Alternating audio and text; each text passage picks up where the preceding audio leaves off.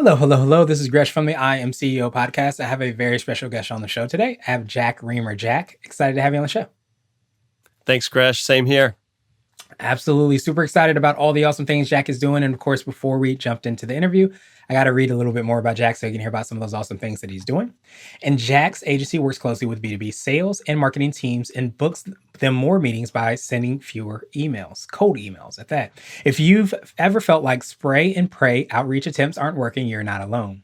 Their clients enjoy 20% reply rates thanks to an ultra personal small batch LinkedIn and email campaigns. And I absolutely love having fellow podcasters on the show. He's the co-host of the Cold Outreach podcast, and it's always great to hear about all the awesome expertise and knowledge that he's been doing to grow. And he helps sales teams book more meetings with decision makers by sending fewer cold emails. And the secret, he says, is selling to your network. And the problem is, for most people, still treat B2B sales lead generation like a numbers game when it's really a first date. Jack, excited to have you on the show. Are you ready to speak to the IMCO community?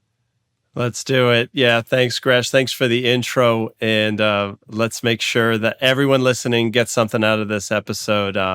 Excited. Yeah, I'm excited as well, too, because you have so much knowledge and information. I think everybody's trying to get their name out there and figure out how best to do that. But of course, I know we're going to jump into some really great information.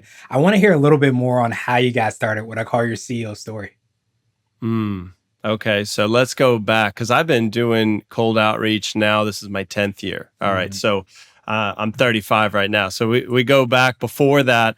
I was over before Upwork was Upwork when it was still Odesk. Yes. All right, let's go way back. I'm like a recent college grad, and I'm making money by doing freelance copywriting. And, this is what year? 2012, 2013, more or less. And I'm writing everything from radio spots to, my first copywriting gig. This is shameful, but it was a Craigslist ad for a landscaping company. And from there, I basically, my routine was like, go humble beginnings, man. I don't share this all the time, actually. I'd go to the library, I'd check out a new old school copywriting book, Gary Halbert, Joe Sugarman. And I'd go through, I literally have a few on the desk, and I'd be working on these freelance copywriting gigs. And at first, they were about as good as you'd hope. But with every week, new projects kept adding up, and I had no choice but to make these ads convert. And fast forward, I got pretty good at copywriting, but I decided to specialize in B2B email copywriting because, frankly, that's where the money was, and that's where it felt like I had the sweet spot. But, compare this. Like, if you were doing an about page copy, every client had so much feedback. They wanted it to be just about them. But when it came to B2B email, they're like, did you drive clicks and sales? All right, great. And keep doing it. Boom, boom. So anyways, I did B2B newsletter copywriting for about a full year, working with good brands like Recurly, HubSpot. I was like the guy for B2B copywriting and newsletters. It was really like small world. But eventually, I started getting into cold email when it became a thing in like mid 2015. Hooked up with the founder of quickmail.com around that time when he just started, which was like the OG cold email software. And from there, I kind of never looked back from reaching out to a cold B2B audience and getting them to become close paying customers with my clients. That's been my thing for 10 years. And it's so much more fun than proper B2B newsletters because there was always that like list building effort. Like, how do you get the right buyers on cold? You build your list of dream clients, come up with the right way to start conversations with them, add lots of personalization, do a better job than the competition, and you're off to the races. It's fun. Yeah, absolutely. I appreciate you so much in sharing your journey, your story. I think so many times when you see the success or even just see like, oh, that email had, X amount of success, whatever that is, you don't see the humble beginnings. You don't see that process and those steps. And I imagine like every single part of the process of you reading the books, of you writing the actual copy, just all those things build up into the success that you're having. But I don't think we sometimes see that journey. It's like did you watch The Social Network? Yes, I did. So there's like a montage of 90 seconds where the idea is made, and then 90 seconds later is like He's a billionaire. got $1 billion company. Exactly. It's that montage 90 seconds it really takes 10 years, but Yeah. we don't talk about it. Yeah, absolutely. What's the quote? The secret to overnight success, it takes 10 or 15 years, but you don't see that because it's not sunshine and rainbows. It's messy. There's mistakes. There's things that don't go according to plan. But I think that's the beautiful thing about when you find experts, people that have committed to their craft and are experts. When you're able to lean on them, you're not just leaning on what they're working, what they're doing. You're leaning on that journey, that knowledge, that information, the things that went well and things that sometimes didn't go so well either. That's right. So if you're listening, you're like, really focused on driving business growth. I think if this was me listening 10 years ago, it would have been so much helpful. Just so peaceful is the word, to know that settle in, enjoy every day, getting a little bit better at your craft, because this is the long haul, right? And that, I think, is the vision. Like, we all want overnight, but the reality is you got to mentally prepare for that long haul journey that's going to get you to the top. Yeah, absolutely. And there's so much power in what you said, the word settle in, or those words settle in. And just like I always say, have that marathon mentality, marathon mindset. And we sometimes don't think about that. We see the social network and say, I want that. And that is not really that. Honestly, even for Zuckerberg, right. it ends up being a lot more of a journey than it ultimately seems. Yes, sir. So let's drill down a little bit more. I want to hear a little bit more on that journey. Where has that led you to now, and how you're making an impact for the clients you work with? That's right. So now we're doing a lot of our lead generation on LinkedIn. And let's start there. Like, what comes to mind when you think LinkedIn outreach? For me and a lot of my clients, it's like garbage, right? Like, we're Right. so used to getting bombarded by just, it feels random. It feels spray and pray. And in 2024, we are still in this noisy, if not more noisy world than we've ever seen. And so it's become so much of a effort to stand out that I think a lot of us can feel a bit lost, frustrated. But the reality is this: at the end of the day, for the last 100 years in sales, if you have somebody with a pain point that you solve, that has a budget for what you help with, that trusts you, you've got the makings of a potential sale right there. And so just keep that in mind. Like, no matter what AI is present when you're listening to this episode, you still are out there to solve problems for people. And if you can come across as someone who really understands the problem they're going through, and someone with the best solution, you're going to be able to connect, engage, and work with these clients. So don't forget that no matter how noisy it is, that's the fundamentals that won't change. Yeah, and I appreciate you sharing that, because I think I say so often that we forget about that human part of business, the essence of entrepreneurship, that problem solving, and understand that pain point and how you solve them. There's different ways, of course, that you can try to, communicate with that. But I think if we lose sight of that, we lose sight of, I think, ultimately what we've created something to do, which is to make an impact, to change the world, transformation, all those things that we're trying to do for our ideal clients and customers. That's right. It's kind of this idea that tactics change by the week. There'll be a new sales or marketing trick du jour every 7 days. You can count on it. But strategies, those are rooted in human psychology, rooted in like our wiring, right? This is how we operate. And if you can just hold on to the strategies that work, specifically, like I think at this point, it's like a good moment where the listener is going to say, all right, Jack, so you're saying like some strategies never change, some work all the time. What are they? There's a book written by Dr. Robert Cialdini called Influence. And if you want to know, like, what are some strategies, read the book cover to cover. It will be the single best marketing book you ever picked up. If not, I would be frankly shocked, because he goes over, I'll give you an example, reciprocity. Okay. If you want to grow your business, you could use reciprocity to your advantage. What is it? It's simple. It's like, that lead magnet on your site that's like, opt in, I'm going to give you something real good. Yeah. right? It's a cheat sheet that's going to help you do X. Well, all of a sudden, when somebody grabs that white paper, if it's good, right? If it's bad, forget it. But if it really stood out and solved a little problem for free, you've just done something for this lead. And that builds up this thing called reciprocity, where we all have a need to reciprocate, right? And give back to those that have helped us before. It's the expression "much obliged" when as opposed to saying like "thank you." It means I am obliged to help you in the future. So reciprocity is a strategy that, and we can get into it. I don't know how like granular we want, but we use reciprocity every day to get leads to come out of the woodwork, to come from cold prospects that do not know you to, hey, I appreciate that. What else can you do for us now that we've gotten here? Yeah, I think that's huge, and I think that again, like you said, it taps into that human part, that the being Yeah. obliged to feel like somebody's done really something really great for you. You feel Yeah. like you want to do that for them as well too, and I think that when we Yeah. start to like kind of, I don't want to say ignore, but we start to realize that these tactics, these things, these tools, all these things that we have in place are really a Yeah. way for us to amplify that human connection, that human spirit. I think we start to look at the entire process in a different way. Is that a lot of like how you're working with your clients and you're making that impact? Do they come to you, trying to figure out how best to get their name more out there, and you're able to kind of put in and have that understanding of what they're doing, how they do it to reach that Okay. solution?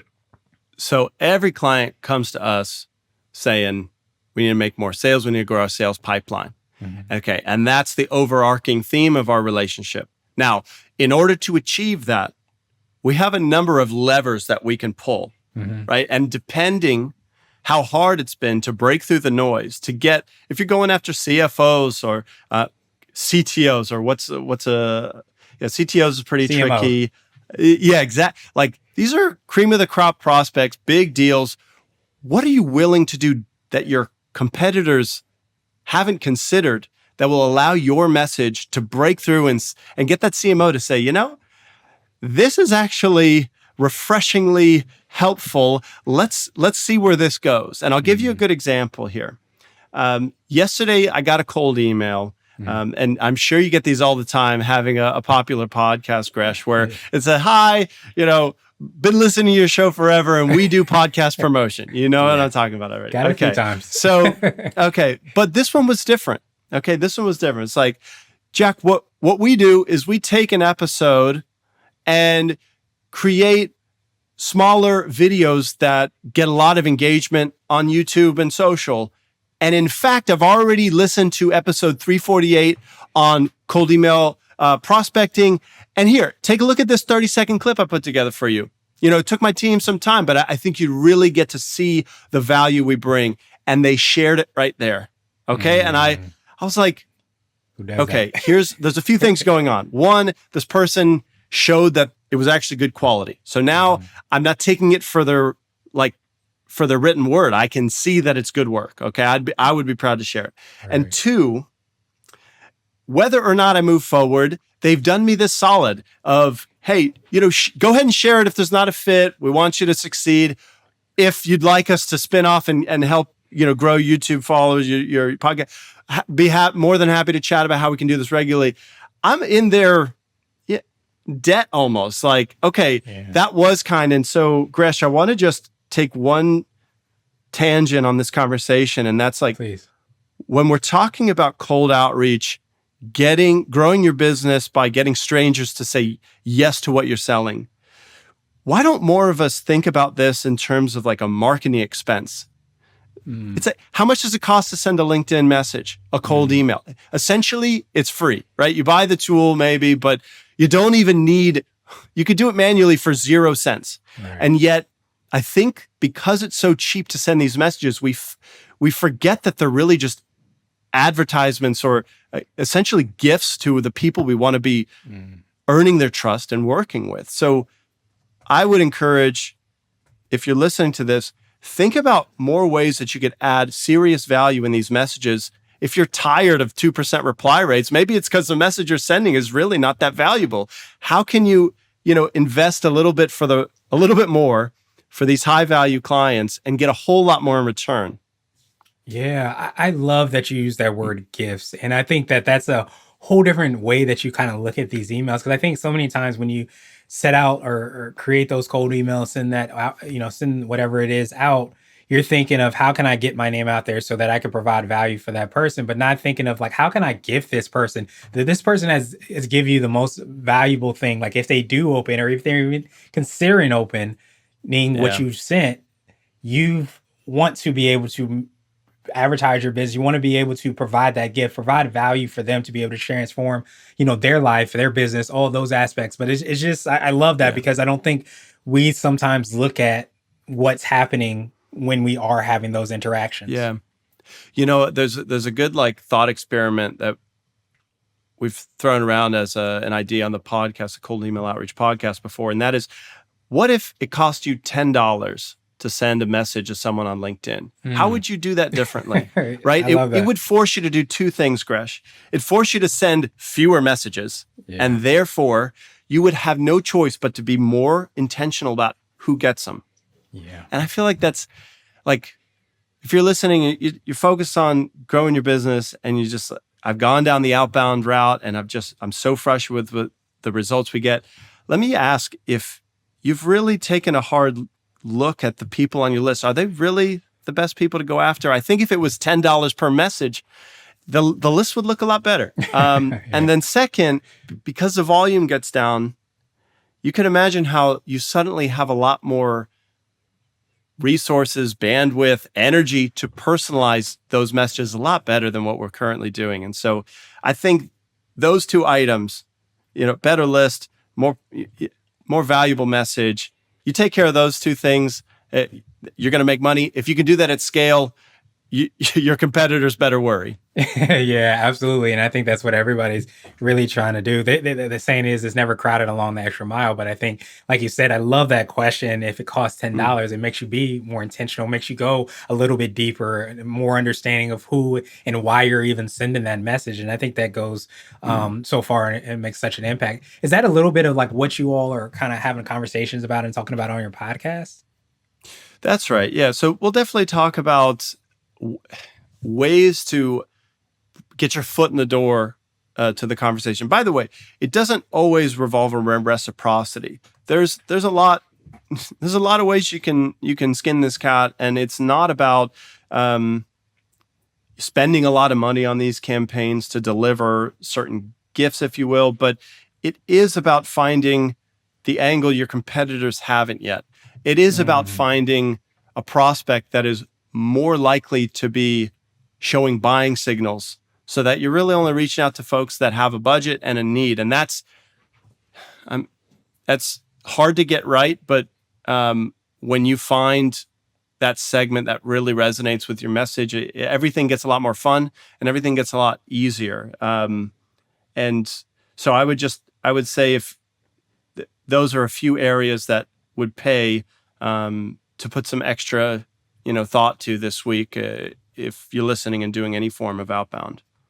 Yeah, that makes so much sense and being able to kind of, again, go deeper, go farther. And I think if that begins, like you said, I think, and I don't know if you feel like because it's so quote unquote easy to be able to send out these messages and send them out at mass scale, that there's less um customization, less creativity, less even value and care put into each one. And I think if you start to reframe Yeah. those and look at those in a different way, then I think we will probably even be able to see better results.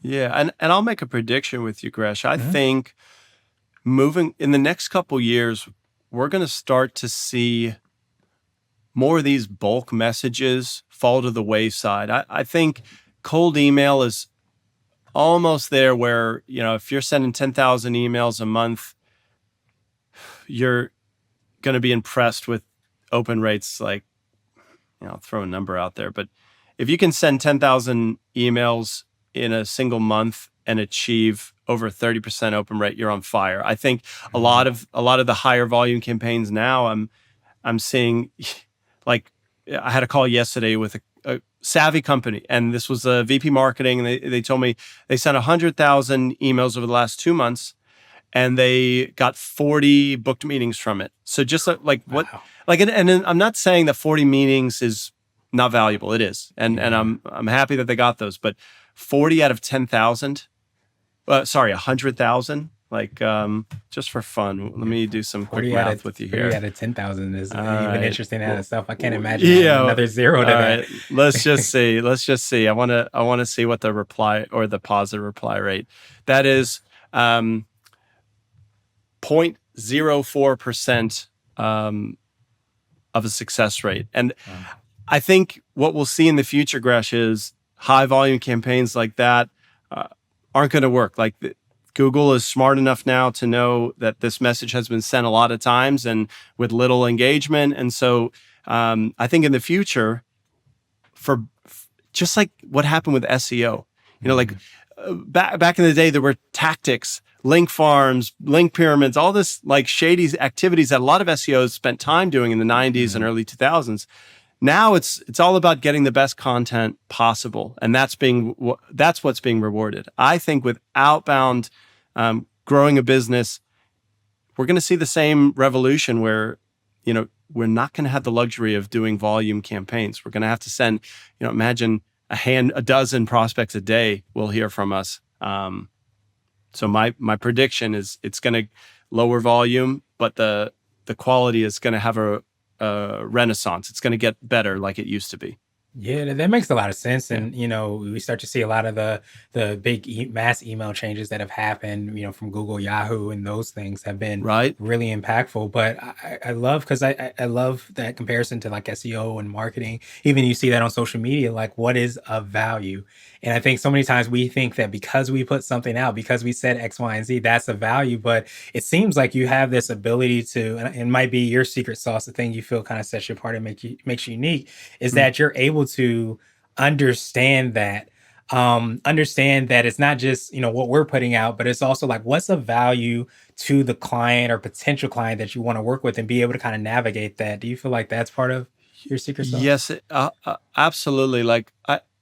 So I think when you do an outbound marketing campaign at its finest, like at the very best result, what's going to happen is you've built something where somebody suddenly becomes very fortunate to find themselves a part of your campaign. Mm. And look, here we are talking about like the best practice. And I do believe that is attainable. Like the campaigns that work the best solve serious problems and deliver a lot of value to the folks part of these campaigns. That's why it works. But I also want to like come back to reality and say these highly successful campaigns take a lot of work to execute, to test. We're not right all the time, right? You can and that's why when we build a campaign, we always have 2 or 3 in the mix, like eggs in different baskets, trying different things. So hopefully you're listening and hearing where cold outreach can be, like the high level of like, imagine your prospect would thank you for your cold outreach, right? Yeah. And yet it takes so much work to make that happen. We're not right all the time. And it's back to the drawing board and like doing the legwork required to make the absolute best campaign. I skip over that sometimes, but I think it's important to keep in mind, like you can't have a grand slam campaign without, picking up some bruises along the way. Like keep working at it, because that's that marathon mentality you talk about. Yeah, absolutely. It was saying you have to break a few eggs to make an omelet. And I think so many times we don't realize that process, what that looks like, and how that's not a straight line. Just as we talked about the journey, which is why I appreciate you sharing your journey of like even having the books and going through that. We don't see Yeah. that when we're thinking of that email that is a 30%, Yeah. 20, whatever. How are we define success? What that success looks like? We don't see all the tests that didn't go, all the A/B testing that Version wasn't 1, 2, 3, 4, Yeah, 5. exactly. That's We're right. like, okay, we sent out one email to 10,000 people, and that's how we became billionaires. That's exactly right. That's right. That's like WD-40, that lubricating thing. It was recipe number 40. They had 39, and 39 is not bad. But let's keep that in mind, because, I don't expect everyone to hit it out of the park the first time. But let's work towards it. I think the more we can strive for that, summit, the better our campaigns are going to be. Yeah, absolutely. So I wanted to switch gears a little bit and I wanted to ask you for what I call a CEO hack. So this could be like an app, a book, or a habit Mm, that you have. I know you mentioned the book Influence, but is there another CEO yeah, hack that you lean on that makes you more effective I and efficient?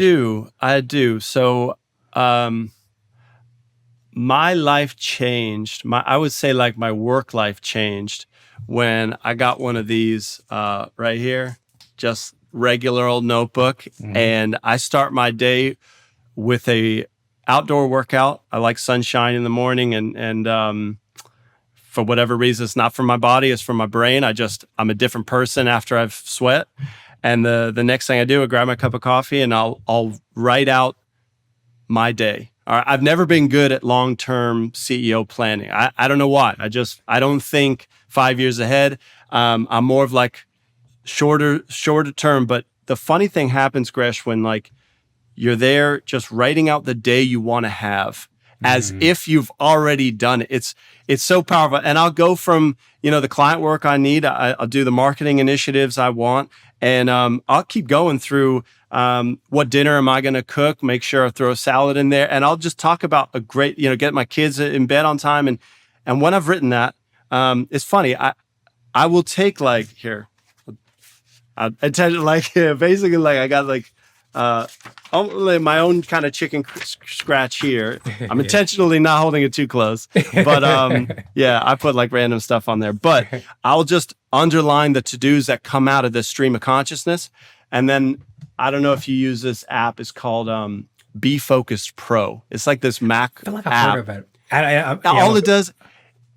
What's that? no, I said I'm a PC guy, but Oh, okay. Well, I think it's got PC, but basically it allows you to store your to-dos, and Mhm. I click play when I'm working on those. And that's the CEO hack that I will. I, I'm so glad I arrived at it. I'll never get rid of it. It's just it helps me focus so much so that an email comes through and you're not distracted. You know what you got to do. And then the back half of my day is dedicated to like putting out fires, addressing new things. But in the morning, the first half of my day, I know just what I got to do to make it happen. Yeah, I love that, and especially because I was just thinking so much around athletes. Like a lot of times when athletes play a big game, or even before any game, honestly, they'll have that visualization of like what they want to happen, how they want the day to go, that success. And I almost see that exact same thing in what you're describing, Mm, and being able to kind of journal those things out. How do you want your, not just listing out those things, but how do you want your yeah. day to go? And I think we Mm, don't sometimes realize like how impactful that intentionality is of saying, this is what I want to happen. And a lot of times, they say, I think the I don't know the statistic, but you increase your yeah. likelihood of success by just writing it down. So I imagine doing the same thing in the beginning of the day has to help out It's tremendously helpful. too. It's super helpful.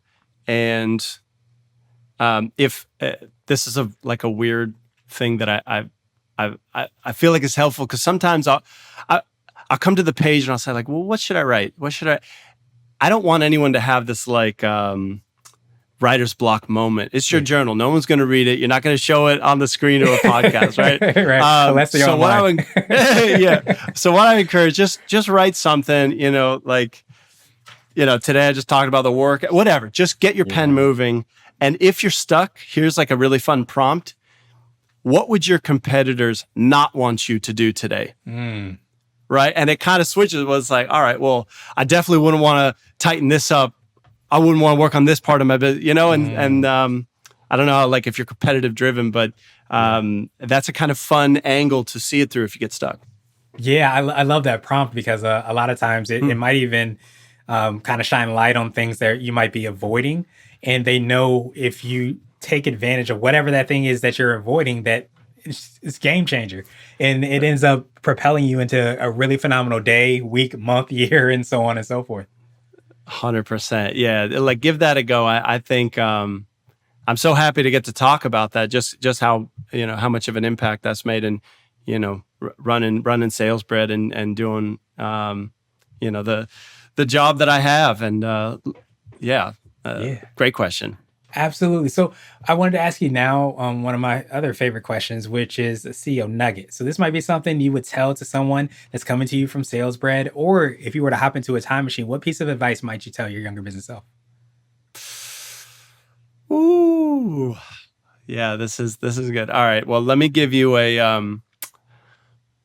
uh, an emotional answer to Okay. that, and I would say, okay, well, it has to do with appreciating the day that you have while you are sometimes aggressively struggling to achieve a certain goal. And Mhm. sometimes it's not fun to grind it out. It isn't. And I think back, to those Upwork freelancing days. Like it was hard work. It was, like you're learning something new, so you are awkward at it. You're kind Yeah. of like learning to walk, and it's hard. And I think the best advice I give myself back then is like, look, man, you know, while you're not the CEO that you envision today, it does not mean that this is not a beautiful process, and it does not mean that when you cut to 2 decades ahead, or in my case, 1 decade ahead, it doesn't mean that you're going to look back on these days and say, man, that was a period of tremendous growth and I really appreciated it. And so savor this day, even if you're doing 50 cold calls. I mean, seriously, like just life's short. Life's short. Do something important and enjoy doing it. Yeah, absolutely. I love that you talked about that walking piece because I think so many times we beat ourselves up so much. I actually have this fail wall that's over here, and I have all these quotes around failure and reframing failure. And one of the things I have written on here is that no one tells the baby that's learning to walk that walking isn't cut out for you. Just crawl for the rest of your life. This isn't your thing to do. But we do that to ourselves all the time. So I love that appreciation because I think it identifies like the fact that it is a marathon, it is a journey, but it also Yeah. says let's be present in the focus on today and get better on a gradual basis. Yeah, and there may be one missing piece, and something I'm kind of going through a little bit more now, and it's like, Mhm. okay, like there really isn't when you run a marathon, eventually you get to the finish line. Right. And in business, like there is no finish line. Yeah. You will never summit a mountain and then say, "All right, I guess that's it for me." Even the guy or the girl who sells their company for $100 million, inevitably they're off to more projects. And so I spend a lot of time thinking like, all right, let's say you do hit these growth goals, Gresh, like then what? Now what? Yeah. Are you sure this isn't the sweet spot right now? Yeah. And maybe if so, let's savor today, tomorrow, everything. Yeah, absolutely, absolutely. I think I usually say marathon mindset because I've ran 10 miles. I don't consider myself a runner, so the thought of doing a marathon is so Yeah. far is like Me too. I've never run a marathon. 10 miles is amazing. And you're right. But like, maybe like an ultra marathon is There like you the go. mindset where like it's just, or a treadmill maybe. Yeah. But you're right. You're absolutely right. It's just long term. And yeah, thanks for letting me get nostalgic a little bit on that. Yeah, Yeah. absolutely. I think it's so Okay. powerful to be able to kind of think from that perspective. So now I What, want to what about ask you, you? What yeah, about you? What's your advice to your younger self? you know, I feel like my biggest advice, I think the most impactful thing that I hear from, especially these podcasts, and I would tell myself is that you're not doing it wrong. And it speaks directly to what you're talking about as well, too, where I think when you're going through those challenging times or it feels like everything's crashing, burning, falling apart, that you're not actually doing it wrong. And if you start to read the stories, listen to people that are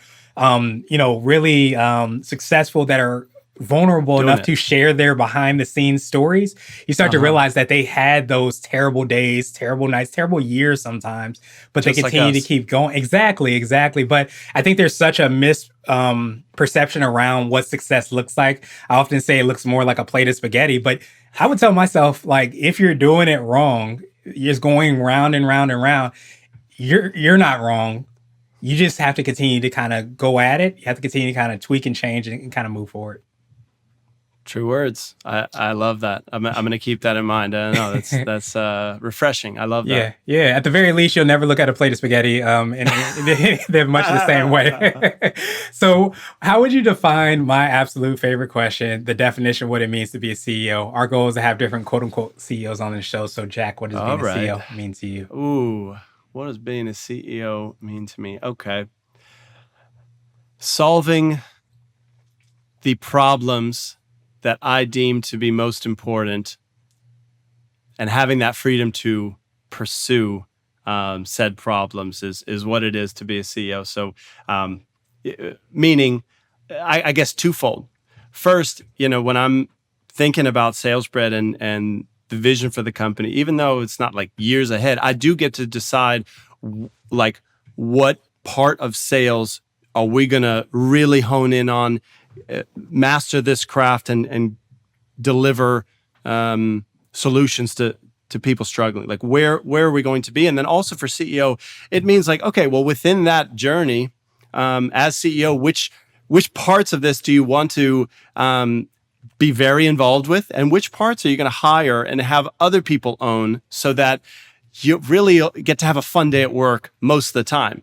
Like, for a good example, there's parts of, okay, an easy one, accounting. I don't feel like doing accounting. That's a really easy one to outsource. E-Myth talked about the first hire was a bookkeeper. There's a lot of truth to that. So as CEO, you don't have to do bookkeeping if you don't want to. And what a beautiful thing, right? Like here we are to get to build a team to really unite against a common problem that we all want to solve.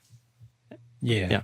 I love that. And I think that, the biggest thing that I kind of took from that as well is that we forget, like we sometimes have the paintbrush that's in our hand and we have this canvas that's in front of us, but you can paint the canvas in the way that you see fit to paint the canvas. You can lean on whatever is your ideal color that's going to make the most impact and have somebody else paint the other side. But we sometimes forget that we see a canvas and said, I have to paint it that way. The people have done it that way. They've been a CEO that way. So I have to do it that way, but that's not the reality. And I think that's one of the most empowering and impactful, definitions. Yeah, it's up to you. And there's I love Derek Sivers wrote a book called Anything You Want. And that is the book that kind of informed a lot of what I just said. Like, and the title caps Anything You Want. And his take is like, creating a business is it's an art form. It's a creative effort.